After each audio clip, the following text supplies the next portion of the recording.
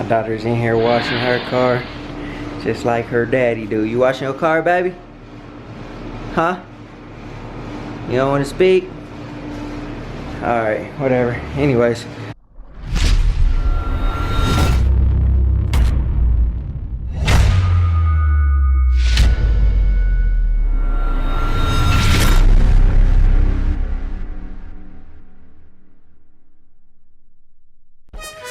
What's good, grind schoolers? It's your boy Rob, and we back in the shop today. Yes, we're back in the shop today. I love the shop, you know what I'm saying? I love being in the shop. It's kind of like my therapy or whatever.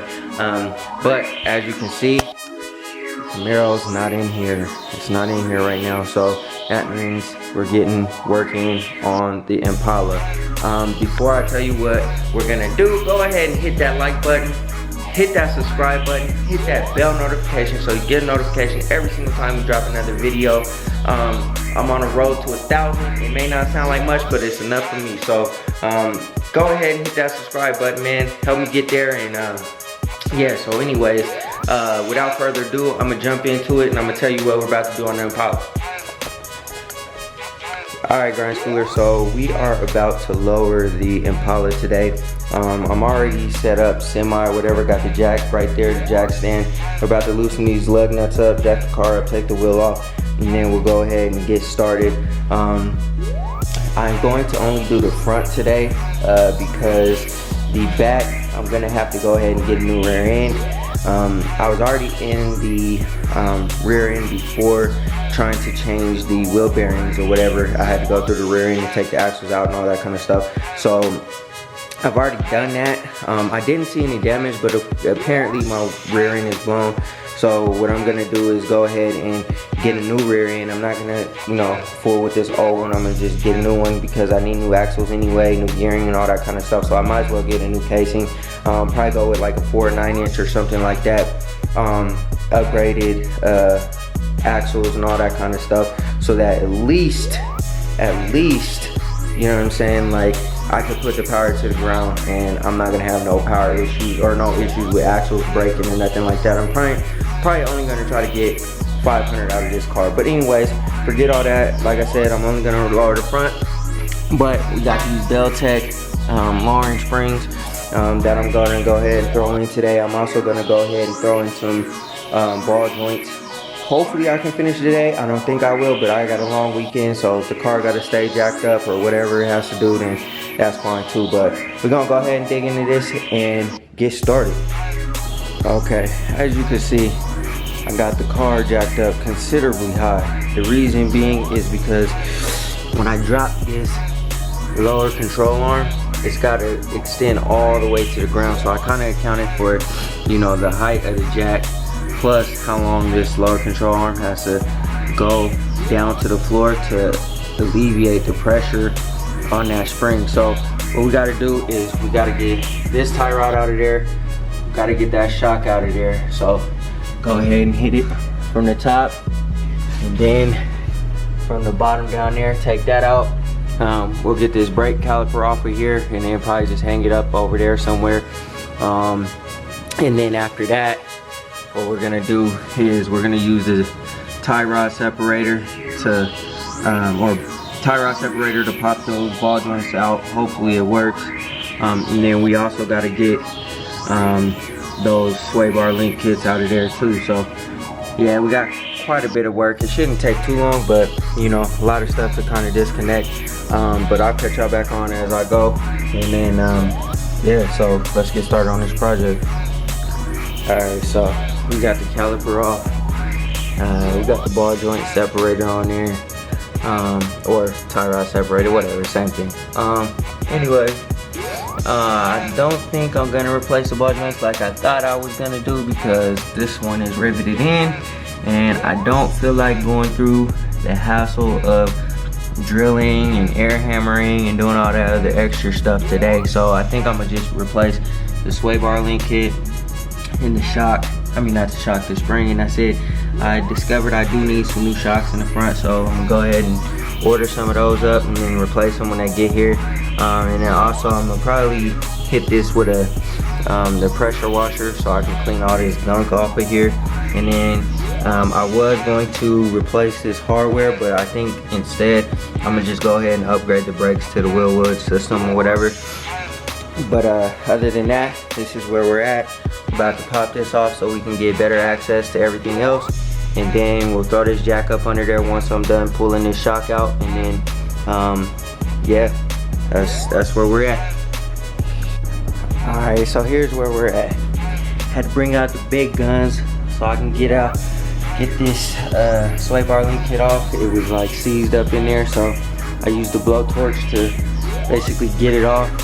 I had to put vice grips on the shock so that I could prevent it from spinning. So what I did was I just used an extension with the impact wrench, and I went from the top of the engine and pushed it down through the top right here in order to get that nut off.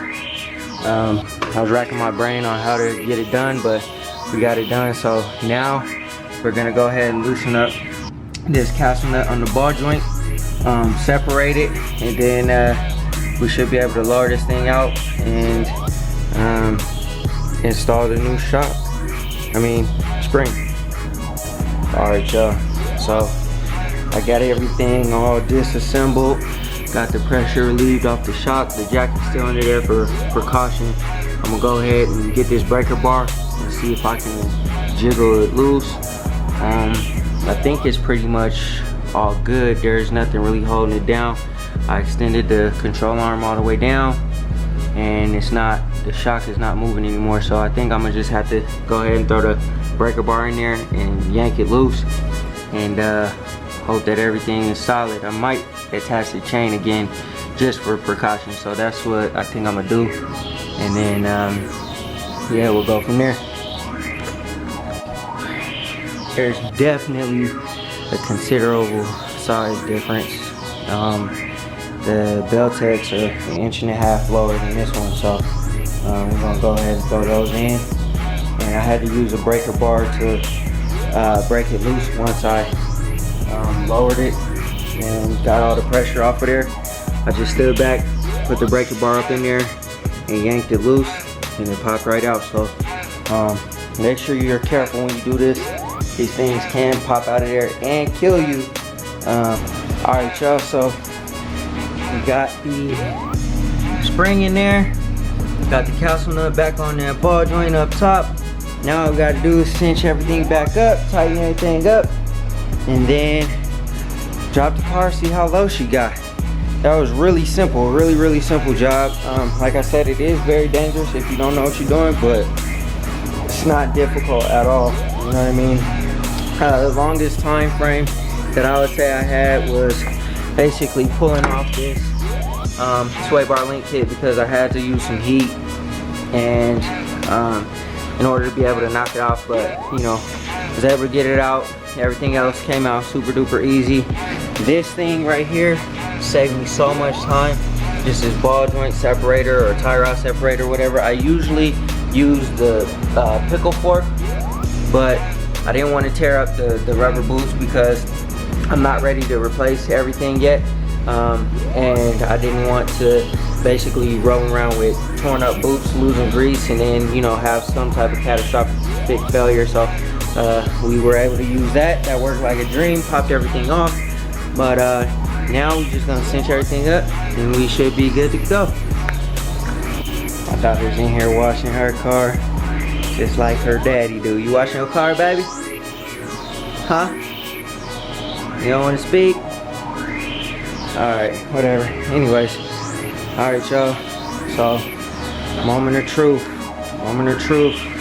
About to lower the car down and then see what it looks like.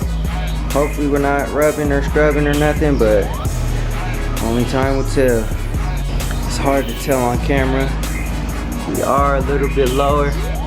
I'm gonna have to wait till obviously the shocks settle to really get an accurate depiction of what it's gonna look like, but I think it looks fairly good. It looks a lot better than it was. So we still gotta do the back. The back looks crazy right now, but yeah, we're gonna have to wait till these things settle, and then we'll get an accurate adjustment or accurate reading or whatever on what it looks like.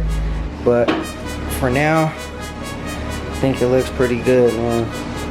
It's supposed to be 1.5 inches, so we'll see. It already looks a lot better, so man, I probably should have went 24s. I might have to step up the game on the rim size, but for now, this will do. We still got the other side to do, and then this project will be complete.